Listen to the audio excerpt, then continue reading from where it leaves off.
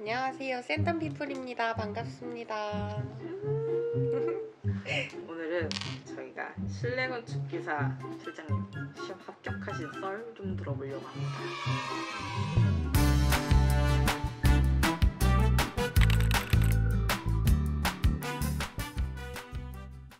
자격증이 꼭 있어야 되는 이유에 대해서 얘기를 하려고 했는데, 이제 자격증을 가지고 우리가 건설기술인 협회라는 데에 등록을 할 수가 있어요. 근데 이제 그 건설기술인 협회에 등록을 할 때 기능사 점수, 기사 점수, 뭐 산업기사 점수 이런 점수들이 다 다르게 되어 있어가지고 그런 점수 등급 차이라고 보시면 될 것 같아요.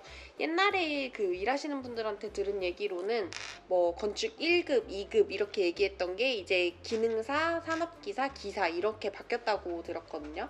그러니까 1급, 2급 급수 차이라고 보시면 편하실 것 같아요.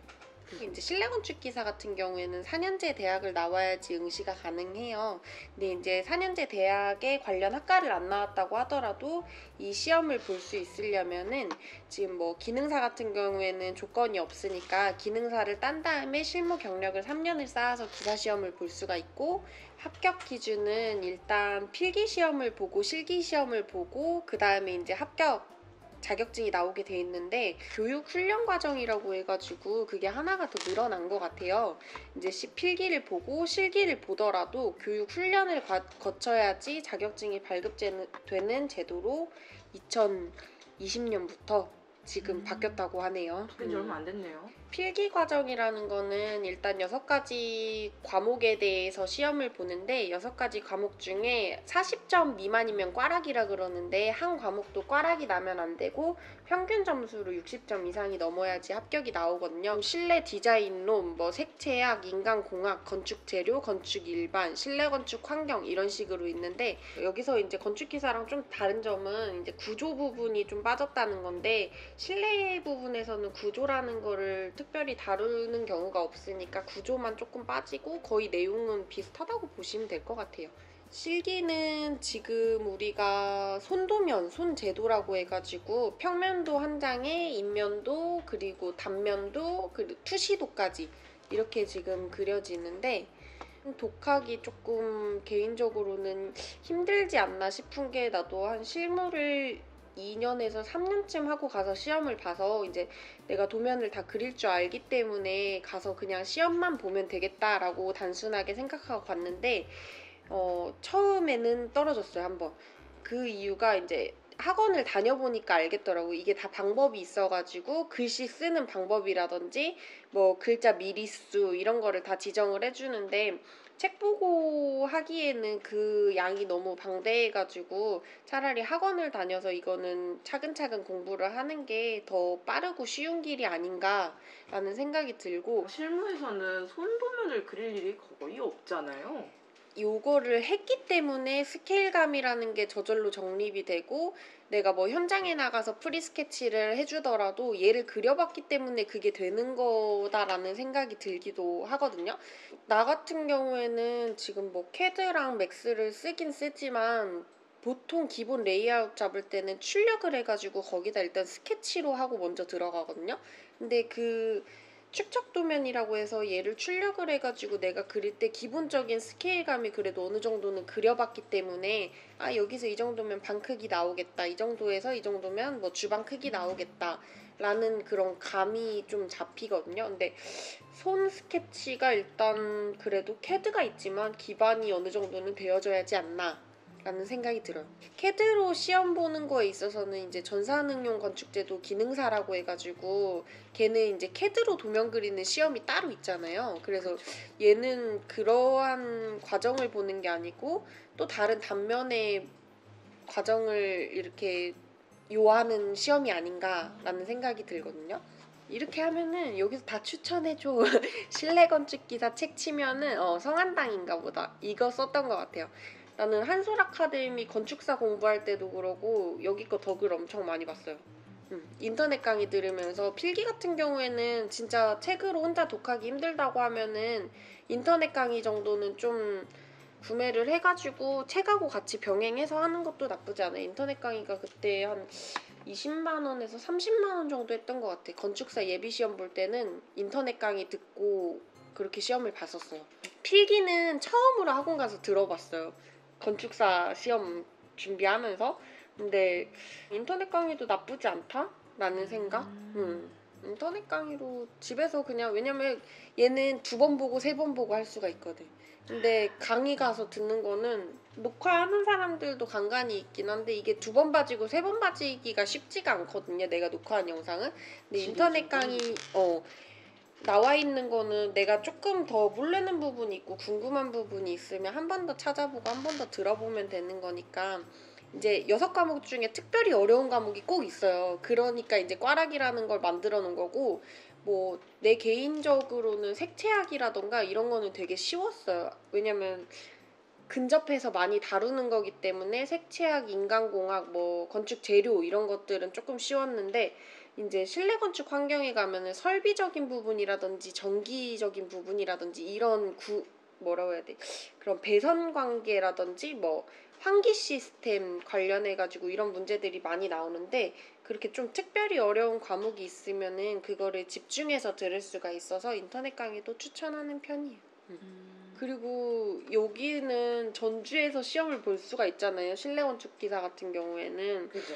전주에서 시험을 볼 수 있는데 전주에서 보지 못하는 시험도 많이 있어요. 응시율이 적거나 그런 시험 같은 경우 이제 서울까지 가서 시험을 봐야 되기 때문에 그런 부담감도 있는데, 실내 건축 기사는 전주 쪽에서도 시험을 보고 지방 쪽에서도 많이 보는 데들이 있으니까 크게 뭐 응시료라든지 이런 게 부담이 되진 않을 것 같아요.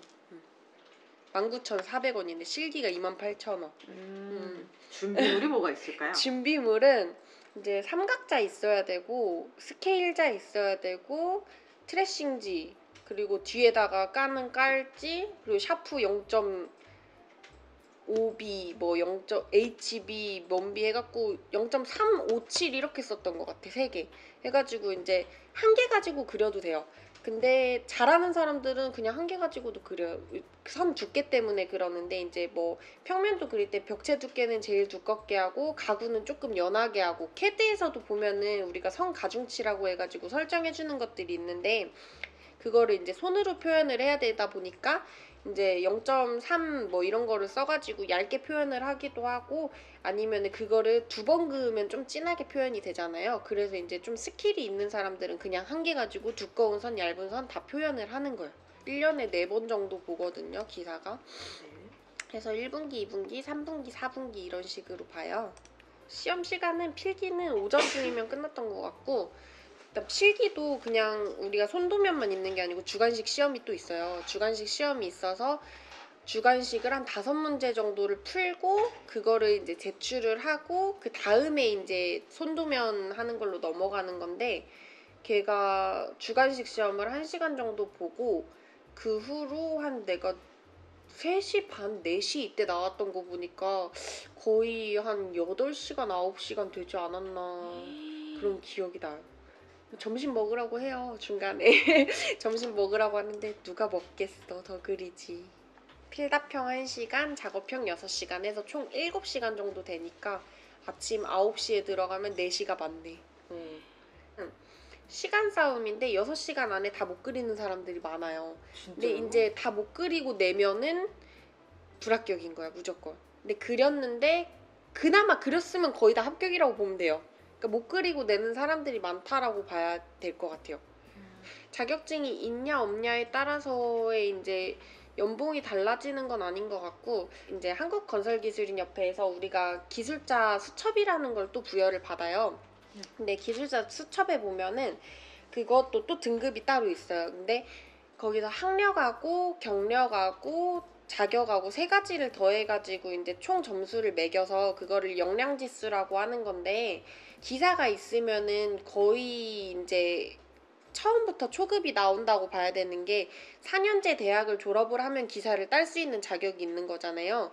근데 기사를 따고 나면은 이제 30점이라는 점수가 주어지니까 그 30점에다가 내가 이 관련 학과를 나오면은 10 몇 점인가 줘요. 근데 이 초급이 나오는 기준이 35점 이상이면은 초급이 나온단 말이에요. 이런 조건들이 되다 보니까 이제 4년제 나온 애들은 기사를 자격증을 취득을 하는 게 무조건 유리하죠.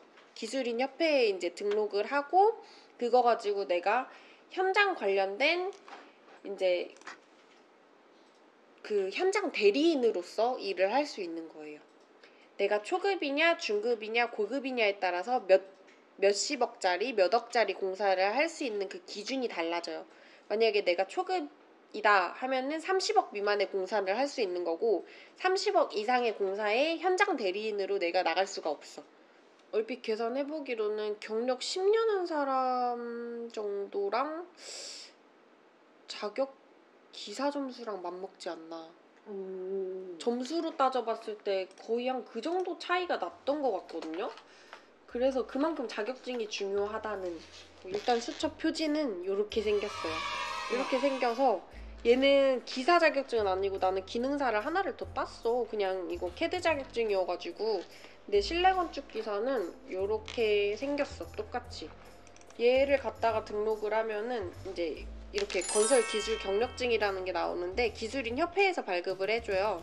여기에 이제 기술 등급이라는 게 매겨지고 여기에 이제 자격증이 여기에 명시가 되는 거예요. 그래서 기능사, 기사 뭐 그리고 학력도 매겨지고 여기에 교육 훈련 받은 거 내가 교육 한 번 들으면 1점인가 이렇게 생기니까. 그리고 최초 교육은 무조건 회사 다닐 때 3년 이내인가 5년 이내에 받아야 되는 걸로 알거든요. 얘 같은 경우에 지금 안 들으면은 회사랑 그 안 들은 사람이랑 둘 다한테 과태료가 나오는 부분이어가지고 얘는 아마 시간 될 때 거의 공문으로 날라올 거예요, 회사에서. 그래서 회사에서 날라오면 교육을 받으러 가야 돼요. 하고 이제 승급 교육이라는 거 들어가지고 승급을 하게 되면 이제 초급에서 이제 얼마 전에 고급으로 들었죠. 교육을 좀 늦게 들은 편이에요. 그래서 이거 듣고 나면은 이제 승급을 계속해서 이런 식으로 하는 거예요. 제가 듣기로는 이 수첩을 임대를 해주는 경우도 있다라고. 불법이야.